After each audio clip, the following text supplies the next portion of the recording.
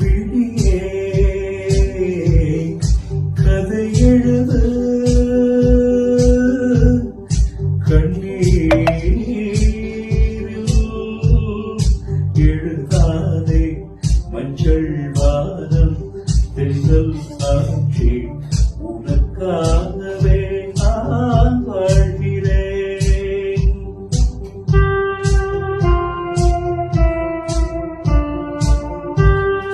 மனதில் படித்து வை